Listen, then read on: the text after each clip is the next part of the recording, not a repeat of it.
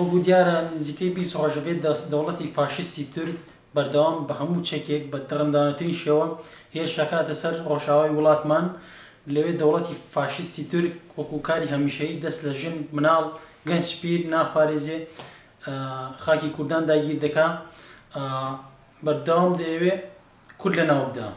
وەکو دیار ئێمەش وەکو گەنجانی باشووری کوردستان وەکو ئەرکی خۆمان و واجبی خۆمان نەزانین کە بچین بەرگری لە ڕۆژاوای وڵاتمان بکەین لەوێ بۆ ڕوبەڕووبوونەوەی ئەو ڕقکردنەکە لەسەر کورد هەیە. و ئێمە داوا لە گەنجانی باشووری کوردستان لە هەموو تاکێکی کورد دەکەین لە هەر شوێنێکی ئەم جیهانن بە هەر شێوەیە بێ کە ئەتوان ڕوبەڕووی و داگیرکاری بوونەوە بە بەشداری لە شۆڕشتا بێ بە چەک و بە خوێن و بەیان بێ یان بە بایکۆتکردنی کاڵای تورکیا بێ و زەربەدان لە ئابووری تورکیا بێ فەرقی نییە، هەر شۆڕش هەر شۆڕشە.